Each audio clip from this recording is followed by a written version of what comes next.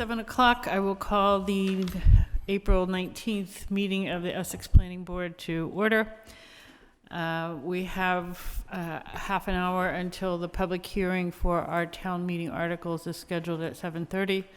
So we will take care of our, we'll listen to the bell first, I guess, and then we'll take care of our regular business and then open the public hearing at 7:30. I am going to wait the bell out. All right, the building inspector, Bill Sanborn, has no items for us this evening, so he won't be joining us. We also have no projects or applications in front of us this evening. So we will jump right into board discussion of various topics that we carry from meeting to meeting. The first is the MAPC project update, just to talk about the next steps and where we are in the project.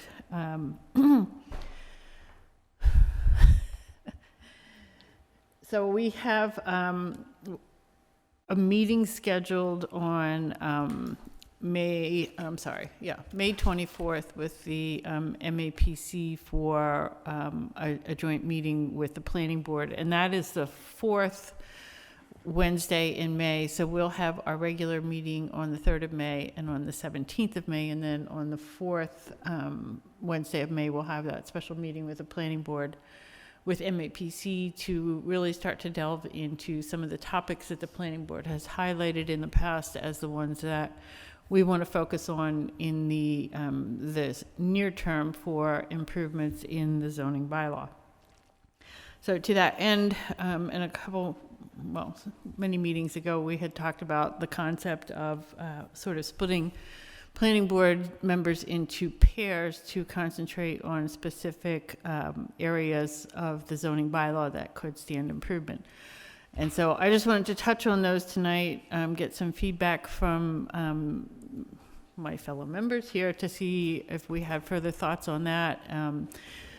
The reason for talking about this tonight a little bit is that Andrea and Courtney from the MAPC want to start to reach out to the pairs individually to start to coordinate some meetings where it would be online meetings, probably just Zoom meetings, where they could talk to you about your thoughts and help give you some guidance and feedback, and start to work out a way to prepare some bylaw updates that would seem suitable. So anyone have any comments on that? We are missing Simone this evening, and she is the one who would be working with now Michael, and then by the time we hit the May 24th meeting, terms will have expired, and he'll likely be replaced by Jay Tetzloff, who has taken out papers to run for planning board.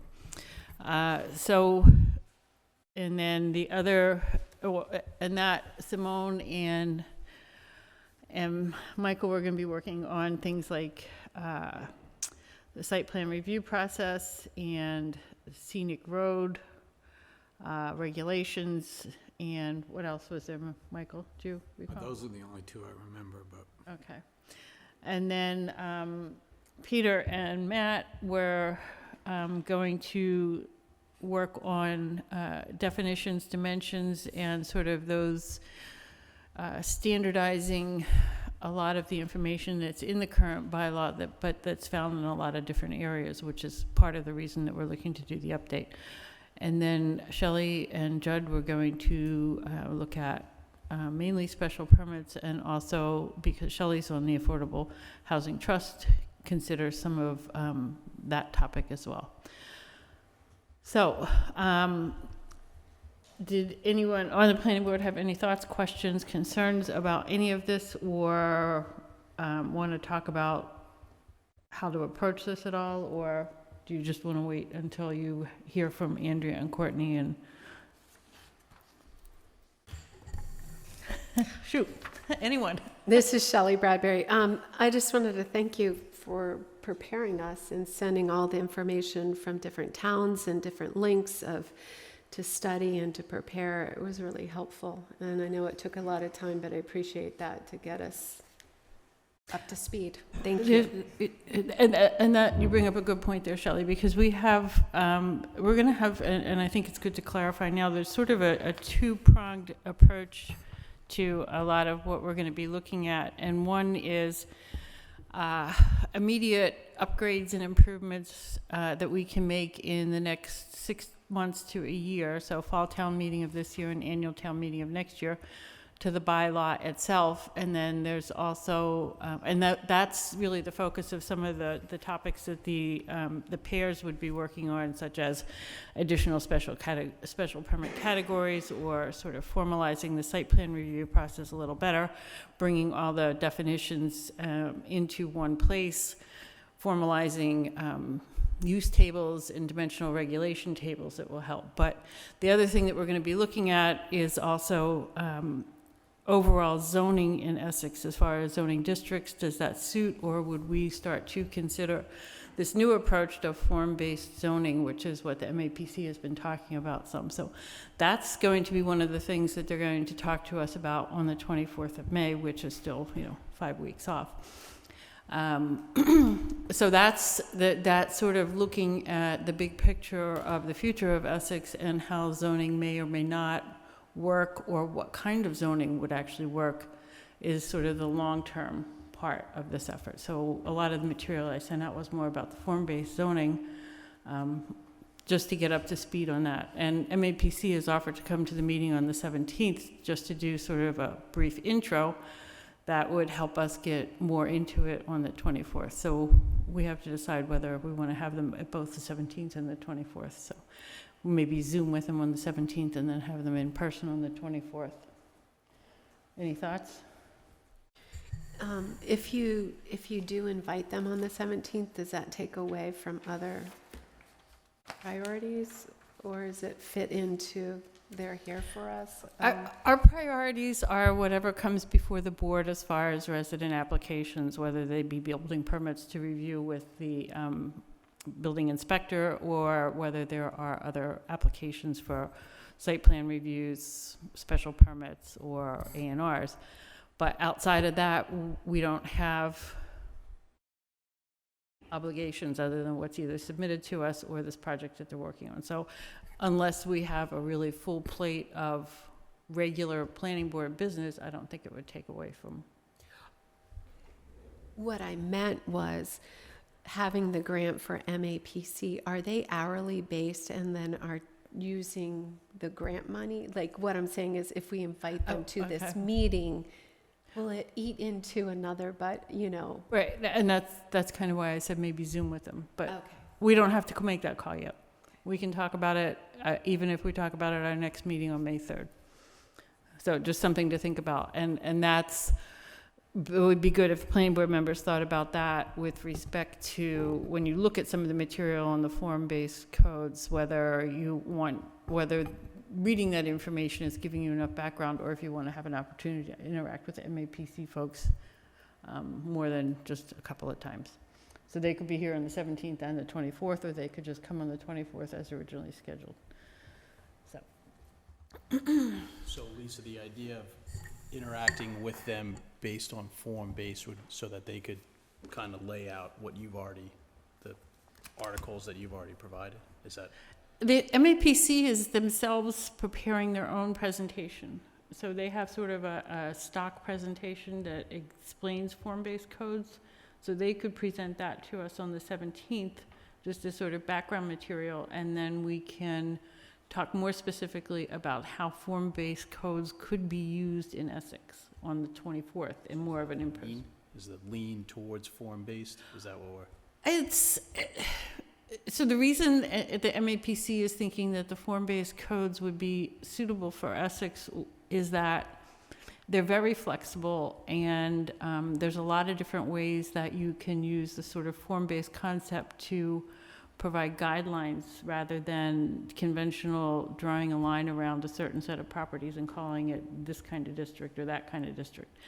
And they're thinking that form-based code is sort of suitable in Essex because the town is really pretty much already developed with the situation of not having districts. So to come in and try and superimpose districts on all the existing uses and structures that are in town is going to be really complicated. So the form-based approach really can be flexible and tailored to what suits the town. So the whole process of understanding the form-based code is going to be understanding what it can and cannot do and the flexibilities that are inherent in that kind of a system so that we can think about what we have in town, what we're trying to achieve, and then see how those approaches could be tailored to our needs. And so that's, based on what I've read so far, it seems like that, right? Right. It seems like that, but we also need to learn more before we can say that for certain. There still seems to be districts, though.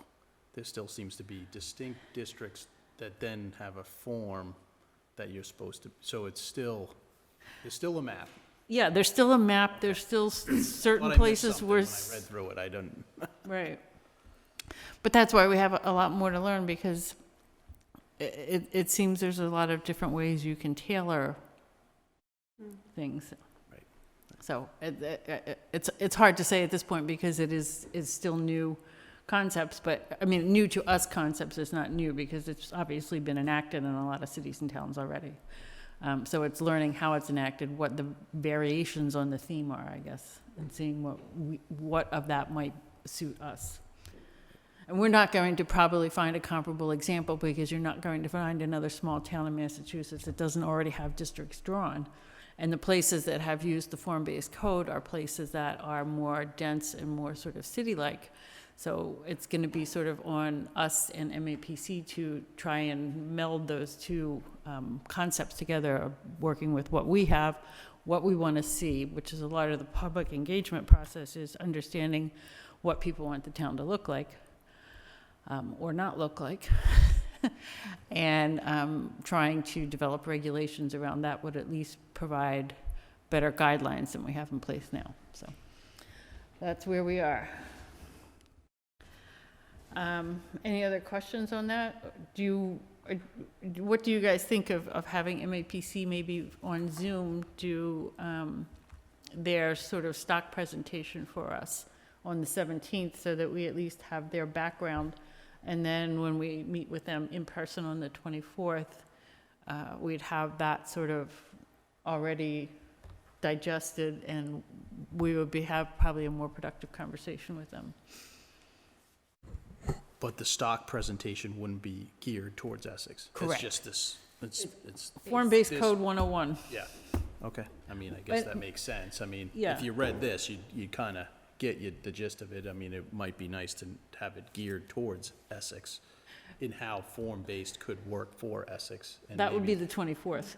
yeah. Okay. I think that's, but learning about what form-based code is first would be step one. And some of the stuff that I sent out is for a lot of other, that one there is Chicago.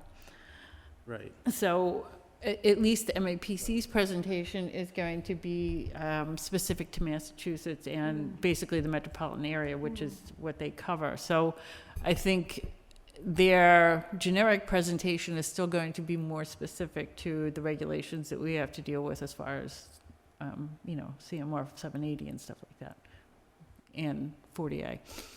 So, does that make sense? Yeah, I guess, yeah. 101. Yeah. Start there. So. Any other questions or any other concerns about the scope of what the pairs would be looking at and having MAPC reach out to everyone individually? And again, that whole effort is to stay on the right side of open meeting law, so there'll only be two people from the planning board talking to each other on those topics, and then the idea would be at our regularly scheduled meetings, which are public, we would be able to talk about, each pair would be able to talk about things that they're working on so that we can, as a group, have a general conversation and feedback on those. with two people having a conversation with MAPC, we're clearly not in any kind of violation. Even three people can. So if a need arose where you wanted to engage either me as chair or Simone as vice chair, you could engage with one or the other, but not both, because we need to always make sure that we have less than three people in any conversation that doesn't happen in our meetings. So, anything else on that? So, just understand, so special permits, what is our scope, what are we trying to do with the special permit regulation? That's kind of up to you. What I would suggest is that you would want to review the special permit categories that we currently have. Consider potential, it's worth looking at other towns and seeing what special permit categories other towns regulate, seeing if there are any that we should look to include as special permit regulations in Essex, and then start to look at each of the special permit categories, and a lot of them are just sort of one-line items, and see if we want to provide more guidance for any of the particular categories. So take, for example, cell tower bylaws already. There's the way our bylaw is written now, there's cell towers are in the special permit list, but then there's a whole nother section separate from that. So part of what the reorganization does is put that all in order. The whole cell tower regulation is within the list of special permits. So whether that gets enhanced and upgraded, or other categories get more language added as far as what we would expect to see. The reason for doing that is that if someone is interested in applying for a special permit for a particular category, the more information that is in our bylaw that tells them what is and is not acceptable to the town is helpful for them to formulate their proposal. So right now, we just have like a one line for many of the special permit categories, but it doesn't tell the applicant what we would be looking for as far as what's required in the special permit. So if you remember the special permit that we did for the water resource protection overlay district, there is some clear language in that overlay bylaw that tells the applicant what they need to meet as requirements for the special permit. And so that's lacking in a lot of the other special permit categories. So those are the kind of things I think our bylaw could use strengthening in that respect. That's my 2 cents. So it's for you guys to look at and consider, and you can come with suggestions, and then we can also, as this project evolves, we can have more open conversations in our regular planning board meetings about that and getting feedback, not just from you and Shelley, who would be sort of tasked with that particular project, but also from the other planning board members regarding what special permits they think should be. Because I don't know where these came from, but it starts off with airport and private schools, and there's a couple of them that I don't even know what they mean. So. Well, and if you don't, imagine how an applicant feels, so. So how is somebody going to figure it out? Exactly. So we're just trying to provide more guidance in our bylaw is really the goal of it. I mean, the reorganization effort here that we're going to talk about in the hearing is about providing better and clearer guidance to people who have to navigate our bylaw. And once we get underway with a newly, hopefully, formatted bylaw, then we'll be able to plug these things in as we go.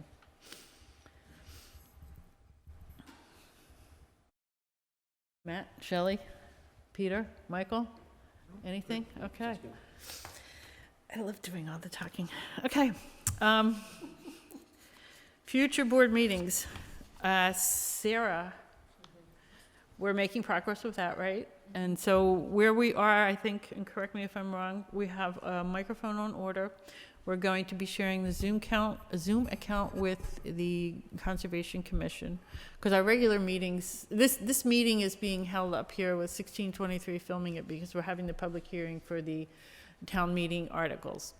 Our normal planning board meetings on the first and third Wednesdays will continue to be downstairs on the second floor.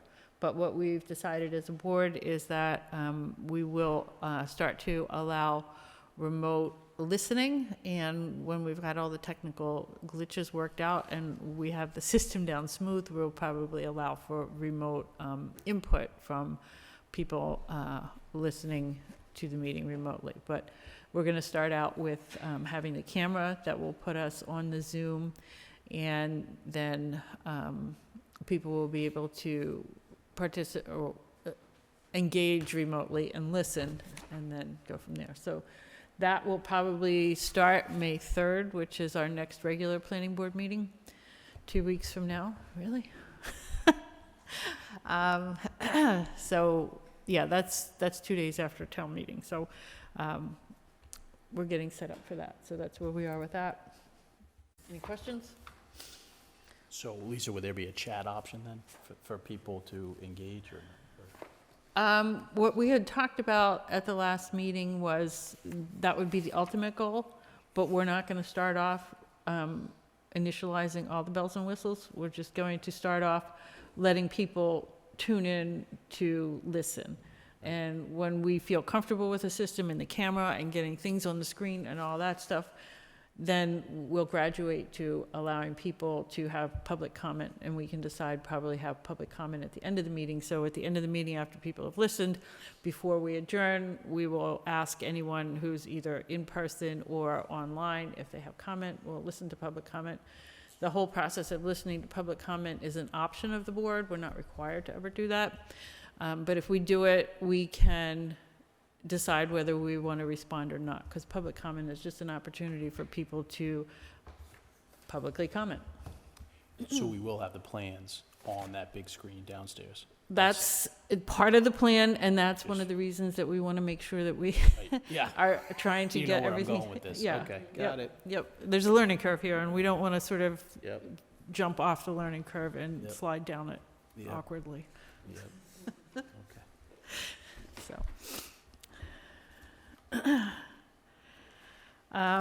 Regulations for independent peer review. So we had passed that out at the last meeting, and to be honest, I haven't looked at it any further myself. I did have a few comments on it that we wanted to just tailor to what our board does and does not, as far as what's in our scope of oversight and what is not. And I'll bring those May 3rd. Did anyone else have any comments? And if you don't tonight, that's fine. You can also, if you want forward just me comments between now and May 3rd, and then I can try and sort of update the draft with my comments and any input from people, and then bring back a revised draft of that to the May 3rd meeting, unless anyone has any aspects of it they want to talk about this evening.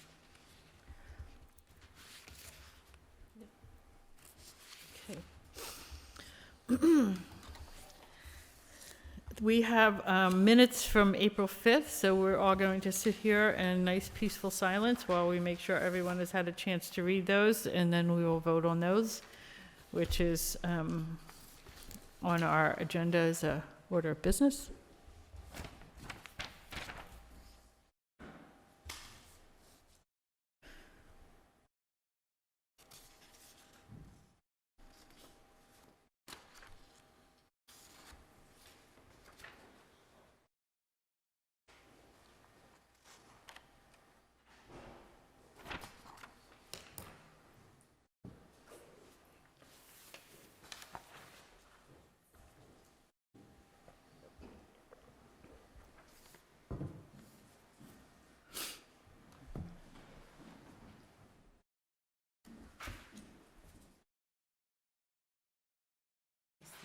One edit, Lisa, I just need to I'm add sorry? the word, I need to add the word no under strategic planning committee update. There were no meetings held. Oh, no meetings held. Yep, okay. Everyone see that under, no meetings held there. Anyone have any comments on minutes? I'll take a motion to approve the minutes of the April 5th meeting. Motion to approve minutes? Michael moves, second. Second. Shelley seconds. All those in favor? Aye. Aye. Minutes are approved with the edit to add no. All right, thank you. So the final item on our agenda before we get to the public hearing, which we can't open for another 5 minutes. Do we have elevator music to play? You're gonna hum? Committee updates. So we have community preservation, strategic planning, economic development, and affordable housing trust. So Peter or Shelley, have either of you met since last meeting? I've not, we have So not. Peter, so there's no meeting on community preservation or strategic plan. Shelley, economic development or affordable housing? No, mine are the last 2 weeks of this month that I'll meet. So, Okay. no new. No news. Anyone have anything they want to talk about for 4 minutes? Yeah, I just have a question, so it'll be in my mind. With MAPC and the grant, does it go just by the start date and end date, or is it hourly? It's hourly. We have a certain. It is hourly. We have a certain amount of money. Okay, so will they halfway through give you the budget, how much they've spent with their time? We can ask for that accounting whenever we want it, because they will invoice us as they go. So it's not Okay. like they got the chunk of money and then just ran with it, and it's not like they have to do all the work and wait to the end. So they will, correct me if I'm wrong, Ruth, but, you're not paying attention to me? No. MAPC grant and how they get paid. They invoice as they go, right? They invoice as they go. Yep, so we get a breakdown of whatever work they've done, and we pay it on a quarterly basis or whatever, and it will be whatever portion of hours they've done or whatever forms Okay. they've done. Okay. So yeah, they will be billing. Yeah, Ruth, you weren't on the microphone.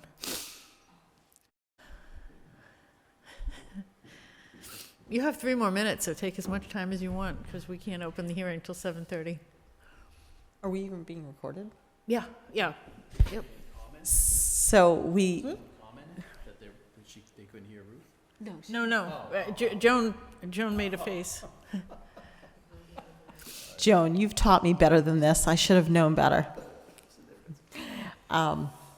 So Shelley, to answer your question, whenever the town receives a grant, typically we are billed in stages. So for such a large grant, I don't know with MAPC if it's quarterly, monthly, how that unfolds, but they track their time and any work they've done. They submit the bill to the town and we reimburse them from that grant funding.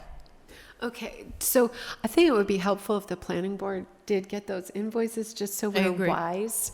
We are wise with how we use them and with meetings and, just this one on the 17th, is that, do we want that or where are we? It just helps me understand how we're billed and how to use them to the best. So Lisa, do you want to actually see the bills or do you just want a running number of hours remaining? I think what Shelley's getting at, and I agree, is to understand what they've been working on so that we can,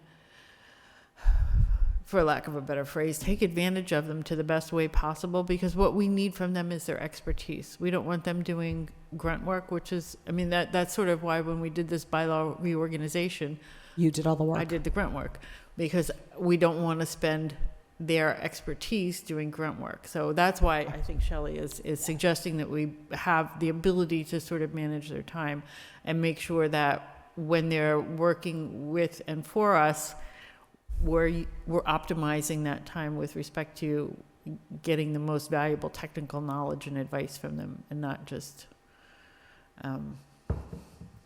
front work, I guess, for lack of a Okay. better word. So I need to make sure that their invoices don't necessarily have an accounting of how many hours remain. So we might have to work with them to make sure Right. it's itemized on what they've done, but I don't know that it shows what remains. So I'll have you get all those invoices that we've received so far. Yeah, because remember when we got the final proposal that was submitted with the grant, they had a breakout for the different tasks that they were going to perform, and they had a value assigned Yes. to each of those. And that was a guideline that was necessary for the state to oversee. So it's not a strict guideline, but we also want to keep an eye on that and make sure that we're going to have enough money for getting through the technical parts of any bylaw revisions, and also having their guidance on this form-based code zoning effort to understand that, so. I will send that before this night ends. But, I said I'll make sure you get that before the night ends. so Ruth, but they always give you the remainder or how much was spent for that month or whatever. Like, Right. you So get what that. happens with Okay. any grant? We could get to the end of the work with June of 2024. There may be $10,000 remaining. It goes back to the state. Whatever's not used is returned. But what you're saying is you want to use every single penny and you don't want it wasted. Exactly. What I'm saying is that when we get billed, it's not necessarily per project. It could just be, I don't know the number, so I hate to throw out numbers, but we could just be getting a bill for $5,000 each month. They have an accounting of how they're using it, but I don't know if that equals how many hours remain. So I need to look at an invoice to speak intelligently about it, but I can tell you that it's cyclical billing. They don't just send us a bill at the end for $90,000 and say, thank you for the time. Right, but we also, at some point, if they bill us through the end of May, we're going to know how much we've done with them, and we're going to know out of the $90,000 what we have used and what we have left. Correct. So that will help us too, I think. Yes.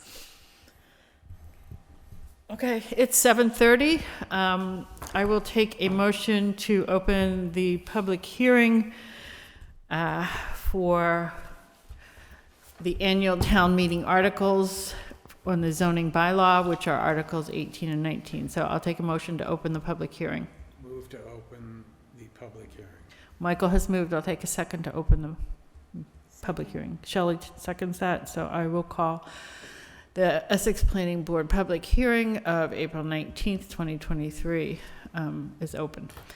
We'll be reviewing Articles 18 and 19, taking public comment and input. We are also posted online. I don't see anyone on there. Is that correct? I mean, there's That's Town Hall, that's all of us, and then there's me, which is on there because I'm sharing my screen. So we have a normal sort of opening preamble that we read for a public hearing. Seeing as there's absolutely no public here, I'm going to skip the reading of that. It's just sort of the how we conduct ourselves in a public hearing. What I do have here is a hearing format. It's up on the screen for everyone to look at, to sort of walk through the steps of what we're going to do. So we've opened the public hearing. I'm going to make a very brief presentation of the article. We'll go through this for Article 18, and then we'll go through it for Article 19. Then we'll entertain questions from the planning board, comments from the planning board, then open it up to the public for questions, open it up to the public for comments.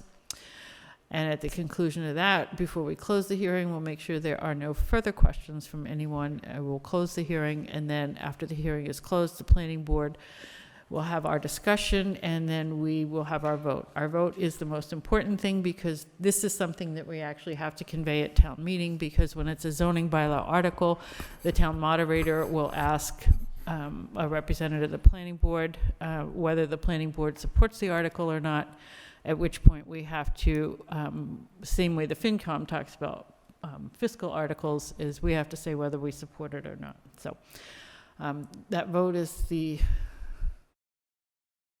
whole point of this this hearing. So honestly, people, I will go through this very briefly. There's a handout at the table here that I'm going to go grab. Well, I have it here on the screen too, so I'll put that up. Where did it go?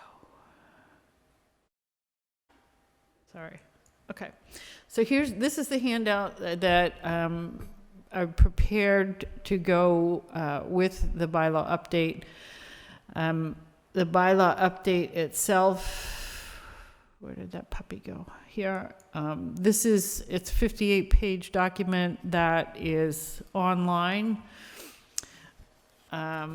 It is, as we've talked about before, the outline that the MAPC had given us, and into it has been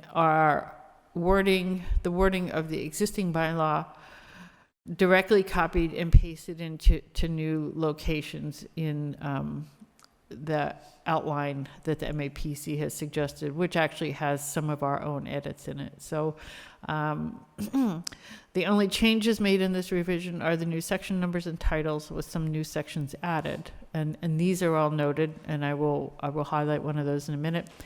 All the former number and titles have been included for reference. These will live in the bylaw for some time, and we would actually at some point in the future, at least probably 5 years out, vote to sort of delete all those at some point. But for now, since we're moving things around from a bylaw that people are familiar with, they will live in there for a while. The current text of the bylaw has been included verbatim, and no wording has been changed at all. So the current organization is in the chart on the left. The proposed organization is on the right. In the end of this handout, I sort of summarize some of the main changes that were made in this reorganization, and I think we've all seen this.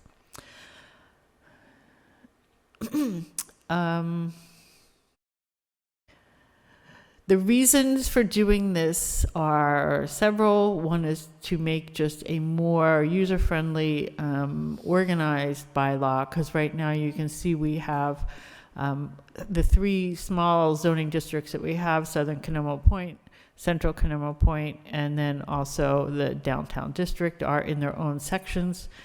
In the reorganization, we have a section that's called Establishment of Districts, where any and all districts will live, including those three districts and overlay districts, which are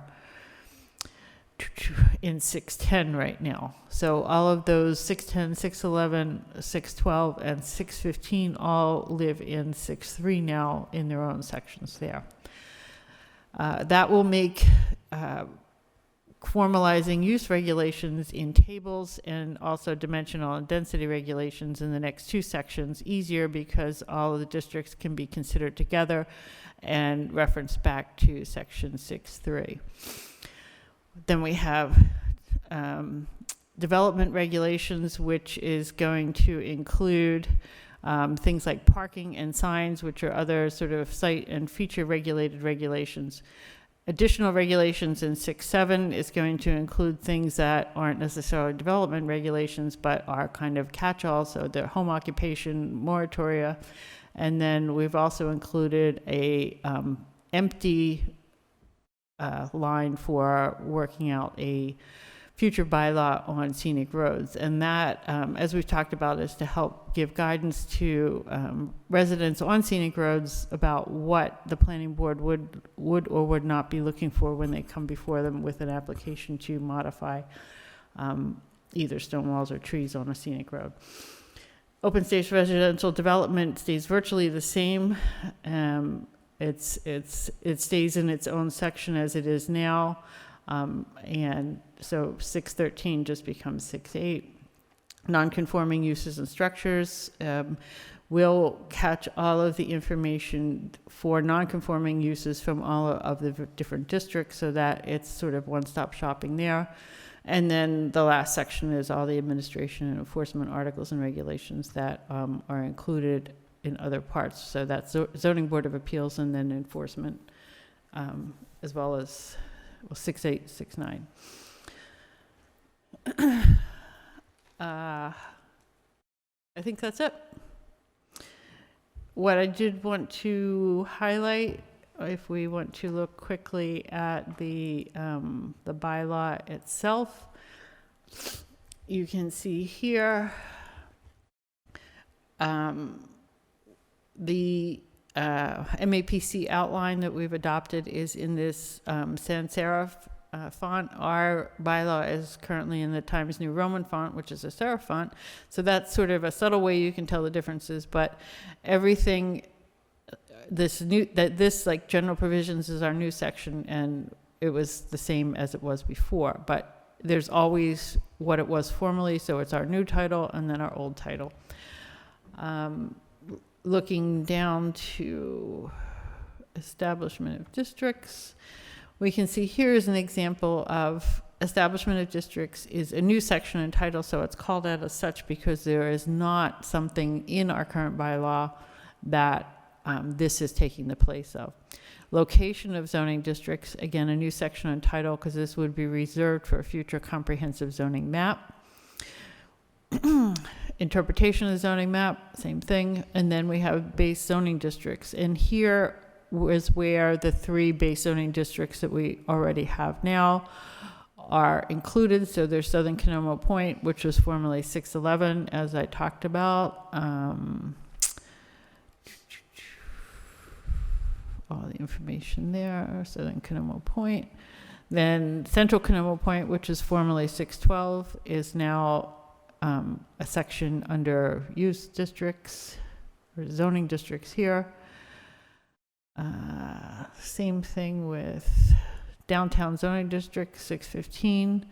And so these are all 6-3. And then with those, after those 3, then we get 6-3, 4 is the overlay districts.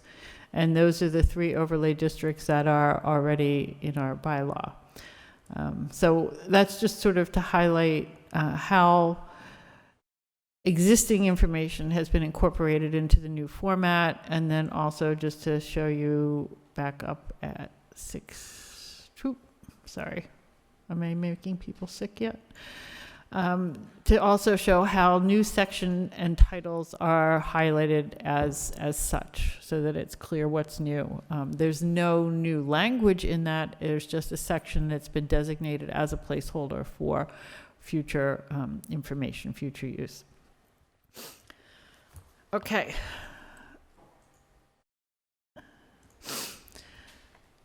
That's the presentation of the article by the planning board chair. Questions from planning board members?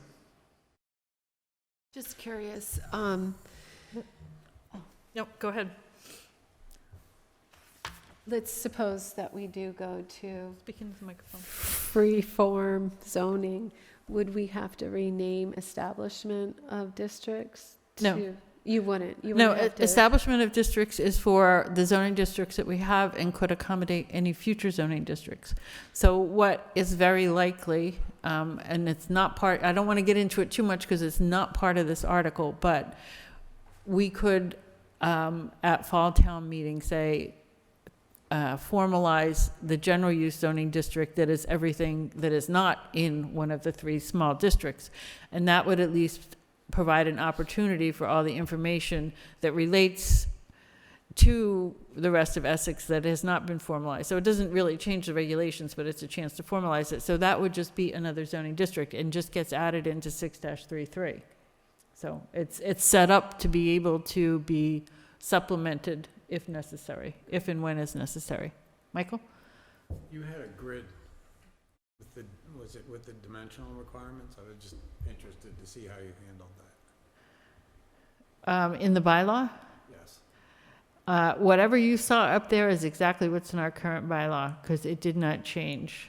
So you're talking about, do you remember which zoning district it was? No, it's just. It was probably downtown, because in the downtown zoning district, we did have a grid there. Is that? Okay, so we're not, okay. So That's, see, this is 6-333, 6-333 is the downtown zoning district.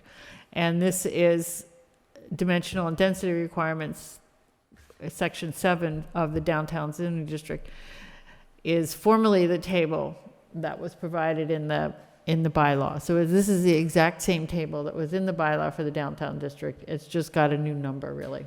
So eventually, though, they'd be all put into, Yes. but not this time around. No, because that's actually changing the substance of the bylaw, and we'll tackle that. Really, though? That, I'm not sure it does.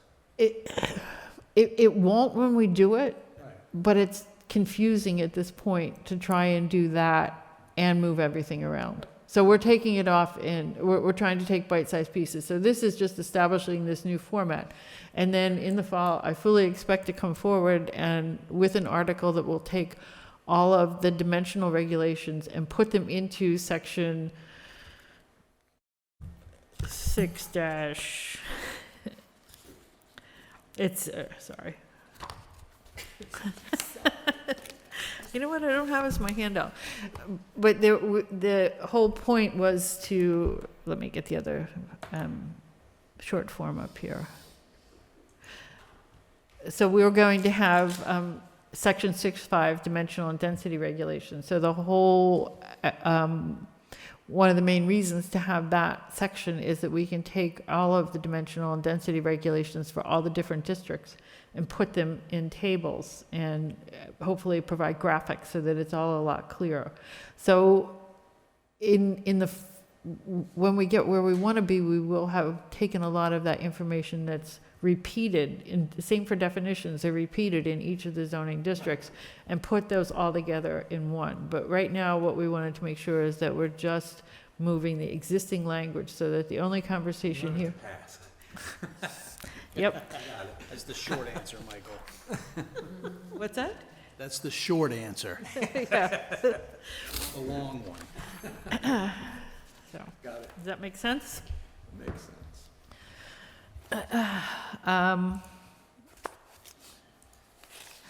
So that's, any more questions from planning board members?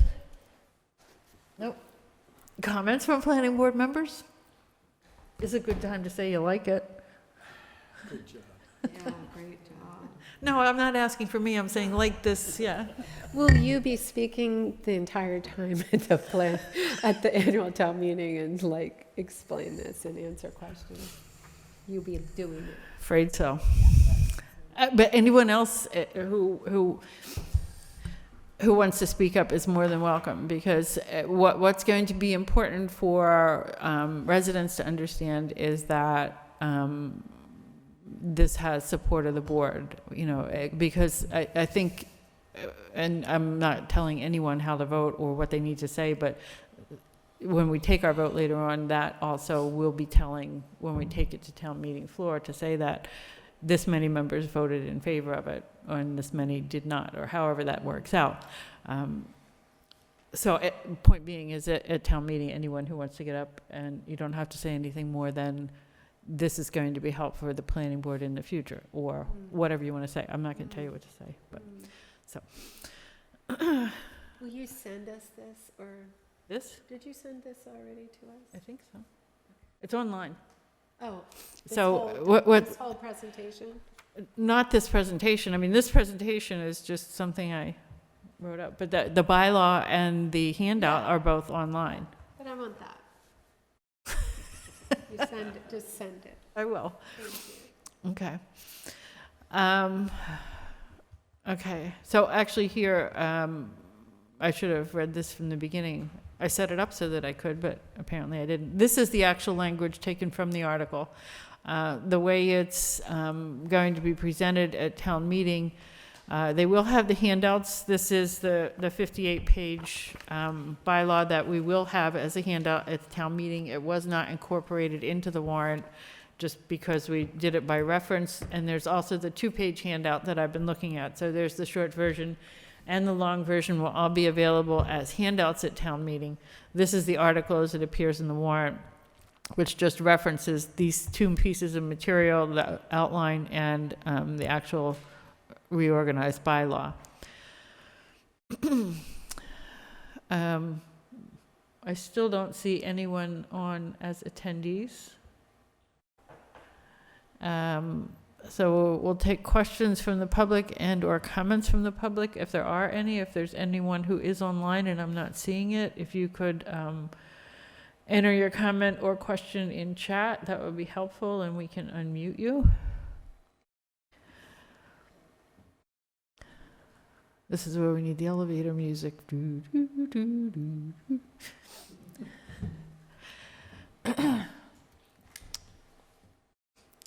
Any other comments? I see nothing from the public. Glad we didn't put out chairs.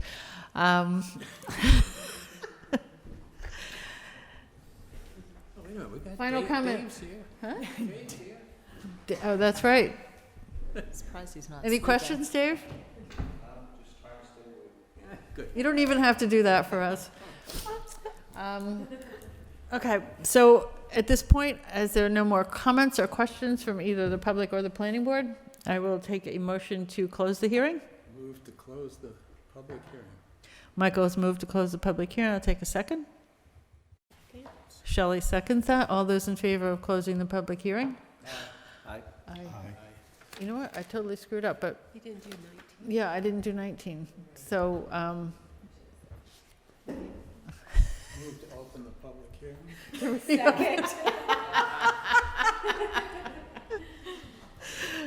second? Okay, so we're reopened and we're looking at Article 19. Article 19 has two changes that need to be made. One is in the downtown zoning district. There's a section that addresses the regulation of non-conforming lots. And you can see here that there was a typo where conforming was written, where the word should have been non-conforming. And it's kind of a no-brainer because the whole section is regulation of non-conforming lots. So this is to correct that mistake. The second part is to change the spelling of principal to principal, where it appears in the listed sections here. So this is really just a spelling correction. Any questions or comments? I thought we were going to add an article where any, That's not ours. what? The corrections, town clerk makes corrections, Yeah. that's not our article. It's on the bylaw. Uh-huh. It's not a zoning bylaw article. It's a, yeah, so we don't have to hold a hearing on that. The point here is the bylaws that directly affect the intent and zoning bylaw are what we hear, but that is still an article on town meeting warrant. Anyway, any comment, discussion on Article 19? Seeing none, we can try to officially close the hearing again. Michael? Move to close the public hearing. For real this time. Second? All those in favor? Aye. Aye. Okay, public hearing is closed. Planning board, do we have any further discussion before we take our vote? I'm sorry? No, we're not done. I'm sorry, that was just a public hearing. We have to discuss and vote, and then we close the meeting. That was the hearing. Yeah, sorry. Thanks, Joan. Any discussion on this, or do we just want to go ahead with our vote? Okay, vote. So the vote is whether we're going to whether the planning board supports articles. I'm going to take actually separate votes for Articles 18 and 19. So our first vote will be to support Article 18. So I will take a motion to vote on our support for Article 18, which you either vote aye to support it or nay if you don't support it, and we'll do a roll call vote. So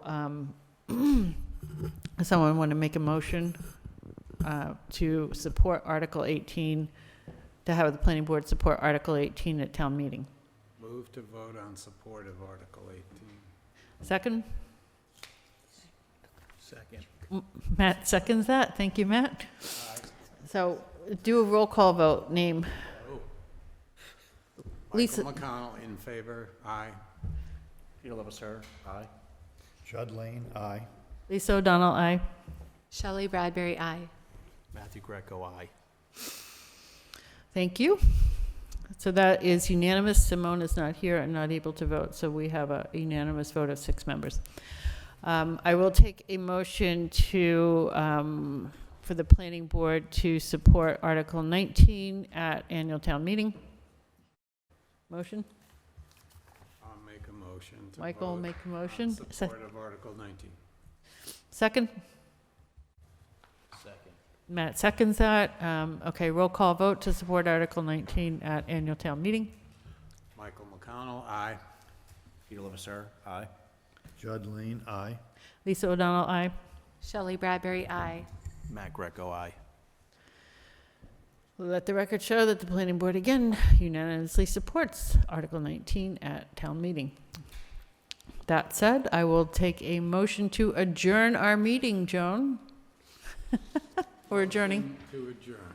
Take a second. Second. All those in favor? Aye. Aye. Aye. Aye. So, meeting adjourned.